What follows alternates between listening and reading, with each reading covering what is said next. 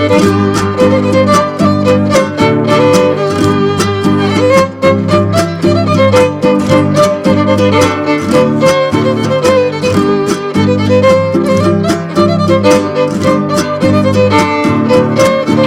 Friends, இன்னைக்கு நம்ம வீடியோவில் 200 இருந்தால் போயிட்டு வந்துடலாம், 250 போயிட்டு வந்துடலாம் பாண்டிச்சேரிக்கின்ட்டு எல்லாருமே சொல்லி கேள்விப்பட்டிருப்பீங்க. ஆனால் அது கிடையாதுன்னு சொல்கிற வீடியோ தான் இந்த வீடியோவில். அதுவும் ஃபேமிலியாக போகிறவங்களுக்கு அது செட்டே ஆகாது. அதை எப்படின்னு வாங்க ஃப்ரெண்ட்ஸ் பார்க்கலாம்.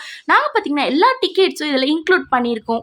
ஆக மொத்தம் இந்த வீடியோ ரொம்ப இன்ட்ரெஸ்டிங்காக இருக்கும். வாங்க வீடியோக்குள்ளே போகலாம். நீங்கள் நம்ம சேனலுக்கு ஃபர்ஸ்ட் டைம் பார்க்குறீங்கன்னா மறக்காம வந்து சப்ஸ்கிரைப் பண்ணிக்கோங்க. எங்களுக்கு ஒரு மோட்டிவேஷனாக இருக்கும்ல. அங்கே பார்த்தீங்கன்னா மரக்காணம் வரைக்கும் போன எங்களுக்கு மறக்காம பாண்டிச்சேரி போகணுமேன்ட்டு அங்கே வந்து சிதம்பரம் பஸ்ஸில் ஏறிட்டோம். ஆனால் ஏறதுக்கு முன்னாடி ஒரே கன்ஃபியூஷன் எங்களுக்கு, இது பாண்டிச்சேரி போகுமா போகாதான்ட்டு. எங்கப்பா எதுக்கு டவுட்டுன்ட்டு ஓடி போய் கண்டக்டர்கிட்டே கேட்டாங்க. கண்டக்டர் ஏறுங்கன்னு சொல்லிட்டாங்க. ஆனால் பார்த்தீங்கன்னா அது ஏசி பஸ் ஃபுல் கவரில் இருந்தது. எங்களுக்கு தெரியவே இல்லை. ஏறிட்டு சீட் இருக்கோ இல்லையோன்ட்டு உள்ளே போய் பார்த்தா லாஸ்ட் சீட்டில் 2 இருந்தது.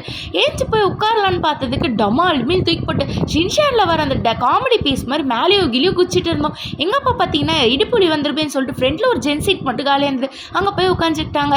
எல்லாம் பாண்டிக்கு போயிட்டு இறங்கிட்டோம். எங்களுக்கு பார்த்தீங்கன்னா ஓல்டு பஸ் ஸ்டாண்ட்லேயே விட்டுட்டாங்க. பாண்டி போய் இறங்கினா எங்களுக்கு அடுத்த செகண்டே ரூம் புக் பண்ணுற வேலை வந்துருச்சு. சரின்ட்டு நாங்களும் ஏறி போகிறோம். ஏறா சாமின்னு ஏறிக்கிட்டே இருக்கோம். ரூம் வந்து பார்த்தீங்கன்னா செட் ஆனால் எங்களுக்கு ரெண்ட் செட் ஆகலை. ரெண்ட் செட் ஆச்சுன்னா ரூம் செட் ஆகலை. என்னடா இது தலையெழுத்தேன்ட்டு போய் ஒரு ஹோட்டல் பார்த்தா செவரெல்லாம் உடஞ்சி போய் வெளியில் பப்பர பேண்ட் தெரிஞ்சிட்டு இருந்தது. இது நம்மளுக்கு வேலைக்கு ஆகாதுன்ட்டு அங்கே வந்த பஸ்ஸை கை நீட்டி ஏறிட்டோம். நாங்கள் பாட்டு அது எங்கே போதும் அங்கே போய் இறங்கிக்கலாம்னு சொல்லிட்டு டிக்கெட் பார்த்தீங்கன்னா 10 rupees. இது பார்த்தீங்கன்னா ப்ரைவேட் பஸ் தான், அதனால் நின்று ஏற்றுனாங்க. இதே நம்ம ஊர் பஸ்ஸாக இருந்தால் ஒரு காலை வைக்கும் போதே பஸ்ஸை தூக்கிட்டு இருப்பாங்க. உள்ளேயும் ஏற முடியாமல் வெளியிலேயே தொங்க முடியாமல் அப்படியே மாறிக்கிட்டே போக வேண்டியதாக இருக்கும். இங்கே ப்ரைவேட் பஸ்ன்றதுனால ஏறுறதுக்கு அப்போ தான் கண்டக்டரே உள்ளே ஏறினார். அங்கே போயிட்டு போலீஸ்லாம் இருந்தாங்க. அவங்கக்கிட்ட நாங்கள் வந்து எந்த ஹோட்டல் நல்லாயிருக்கும்னு கேட்டுட்டு இருந்தோம். அவங்க எல்லாருமே ரொம்ப சாஃப்டாக எங்களுக்கு கைட் பண்ணாங்க. அங்கே இந்த மாதிரி ஒரு ஹோட்டல் இருக்குதுன்னு சொன்னாங்க. எங்களுக்கு பார்த்தீங்கன்னா நைட்டு கிட்டத்தட்ட ஒரு 6 மணிக்கிட்ட ஆயிடுச்சு ஹோட்டலே. ஆனால் எங்களுக்கு கிடைக்கவே இல்லை. சரின்ட்டு போய் பார்க்கும்போது ஒரு ஹோட்டலில் இருந்தது. அங்கே பார்த்தீங்கன்னா காலையில் 11 o'clockலாம் செக் அவுட் பண்ணணும்னு சொல்லிட்டாங்க. இது என்னடா அநியாயமாக இருக்கே அப்படின்னு பார்த்து 2000 rupees ரெண்ட் கேட்டாங்க. இந்த ஒரு நைட்டு ஸ்பெண்ட் பண்ணி 2000 தேவையில்லையேன்னு சொல்லிட்டு பக்கத்தில் இருந்த ஹோட்டல் நம்பர் கிடச்சிது கூகுள்லேருந்து. அதில் எடுத்து கால் பண்ணி கேட்டதுக்கு பர் டேக்கு வந்து 1500 கொடுத்தா போதுன்னு சொல்லிட்டாங்க. நாங்களும் போய் பார்த்ததுக்கு அப்பா கடவுள் எப்பவுமே சோதிக்க வச்சாலும் நல்ல ரூமை தான் கொடுத்துருக்காரு அப்படின்னு நினச்சிக்கிட்டோம். ஏன்னா அந்த ரூம் பார்த்தீங்கன்னா மெயின் ரோட்லேயே என்ட்ரன்ஸ் ஆண்டே இருந்தது. அது மட்டும் இல்லாமல் ராக் பீச் பக்கத்துலேயே இருந்தது. அங்கே நிறைய பஸ் ஃபெசிலிட்டிஸ் ஸ்டாப்பிங்ஸ்லாம் வந்து கிட்டே இருந்தது. அதை விட மெயினாக நம்மளுக்கு தேவையானது ஒன்று இருக்குல்ல, எங்களுக்கு கிடைச்ச லக்கு மாதிரி சாப்பாடு கடையும் பக்கத்துலேயே இருந்தது, குல்ஃபி கடையும் பக்கத்துலேயே இருந்தது. நம்ம வீட்டாண்டெல்லாம் பக்கத்தில் ஆவின் பால் கடை இருக்கா மாதிரி இங்கே பார்த்தீங்கன்னா ஏதோ ஒரு பால் கடை இருந்தது. அங்கே போயிட்டு ரெடிமேட் சப்பாத்திலேருந்து எல்லாம் வச்சாங்க. ஆனால் குல்ஃபி ஏதோ வாயிலே வைக்க முடியல. இதில் என்ன கொடுமைன்னு பார்த்தா எங்கள் அம்மா குல்ஃபி எடுத்து வாயிலே வச்சாங்க, பல்லே உடஞ்சிருச்சு. ஏன்னு பார்த்தீங்கன்னா இந்த கிளைமேட்டுக்கும் கரையாமல் அப்படி ஒரு கட்டியான குல்ஃபி இருக்குது. கல் நெஞ்சமாக இருக்கும் போல் அந்த குல்ஃபி. எங்களுக்கு வந்த பெரிய சோதனையே நாங்கள் போட்ட ஹோட்டல் பார்த்தீங்கன்னா 2 மாடி ஏறி போனோம். பரவாயில்ல, இப்போ கிடைச்ச பட்ஜெட்டுக்கு நல்ல ஹோட்டல் இதுதான் அப்படின்னு சொல்லிட்டு நாங்கள் அங்கேயே செக்இன் பண்ணிட்டு ஜாலியாக ராக் பீச் சுற்றுறதுக்காக வந்துட்டோம். எங்கம்மா பார்த்தீங்கன்னா கிட்ட போவாதன்னு சொல்லி எங்களை தடுத்துக்கிட்டே இருந்தாங்க. அதனால தூரத்தில் இருந்தே என்ஜாய் பண்ணிட்டு இருந்தோம். நைட் டைம் சொல்லவா வேணும், அலை பார்த்தீங்கன்னா தூக்கி விசிறடிச்சுது. நான் ஓரமாக பார்த்தீங்கன்னா நின்றுட்டு இருந்தேன். ஆனால் பார்த்தீங்கன்னா சாரல் என் மேலே வந்து தெளிச்சிட்டு போயிட்டு இருந்தது.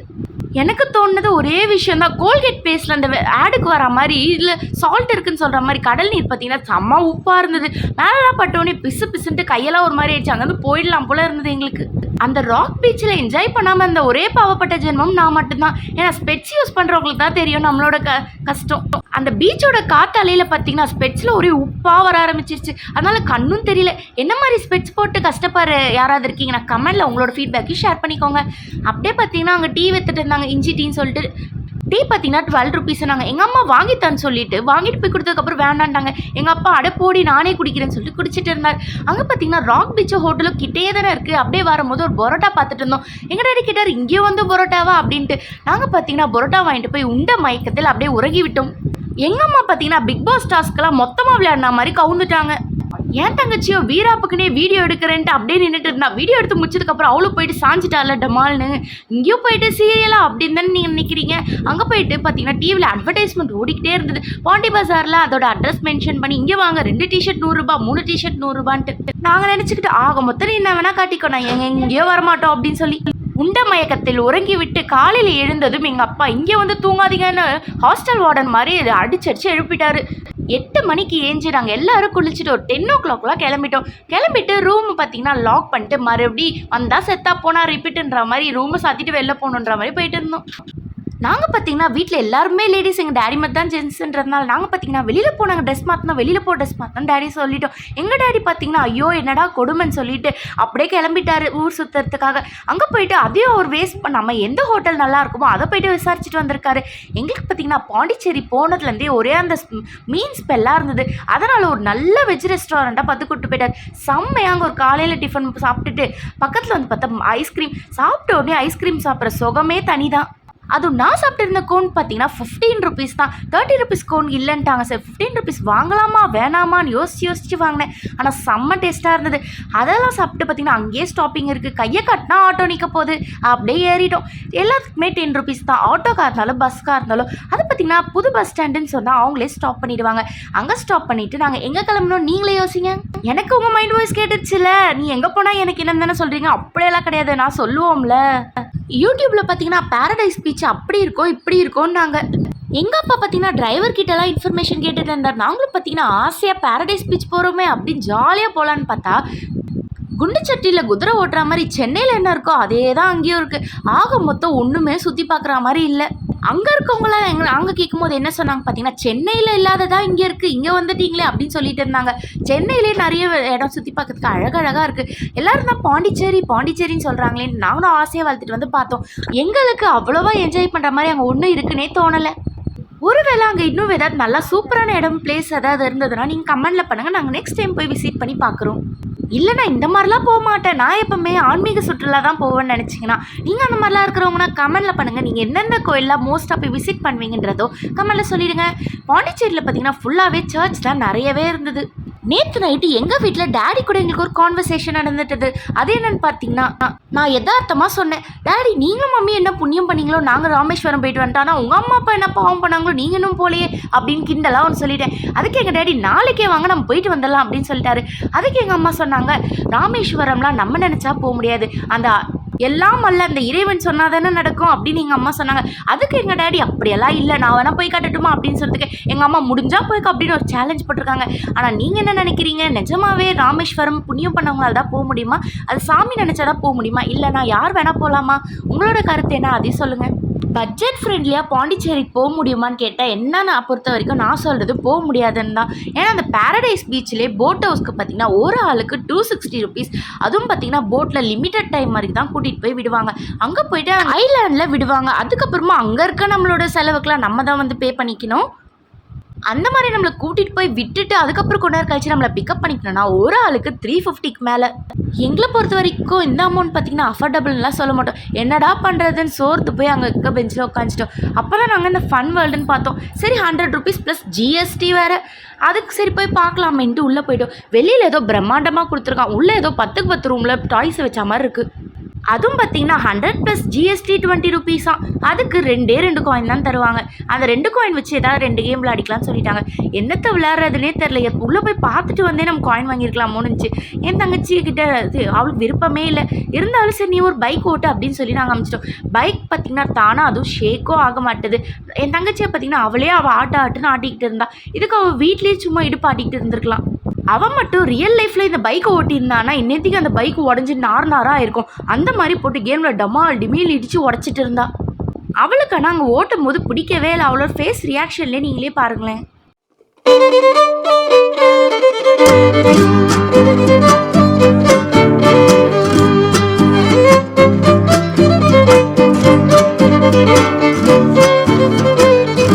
சரி இதுதான் எப்படி போச்சு. சரி போய் ட்ராவல் பஸ்ஸில் ட்ராவல் பண்ணலான்ட்டு என் தங்கச்சி கூட்டிகிட்டு போயிட்டோம். என் தங்கச்சி ஏதோ வீராங்கனை எடுக்க போகிற மாதிரி எந்த பொம்மை வேணும்னு சொல்லிட்டு டிசைட் பண்ணிட்டு இருந்தா. அவள் எடுக்கிறாளா இல்லையான்றதை நீங்களே வீடியோவில் பாருங்கள்.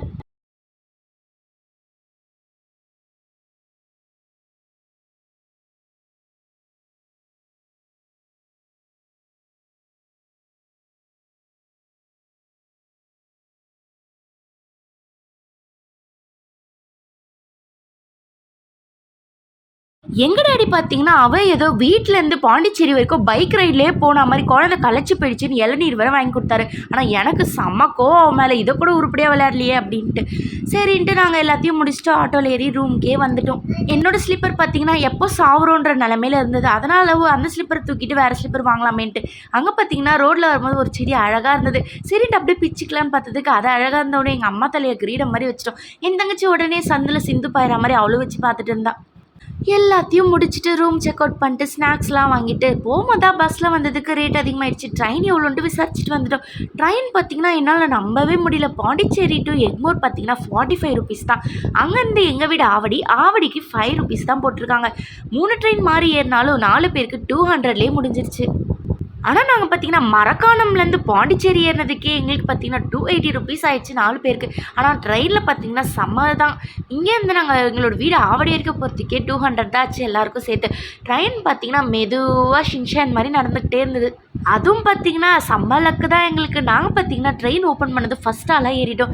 எங்களுக்கு பார்த்தீங்கன்னா எதிர்க்க உட்காந்துக்கிற மாதிரி நடுவில் பார்த்தீங்கன்னா டேபிள்லாம் இருந்தது பெருசாக.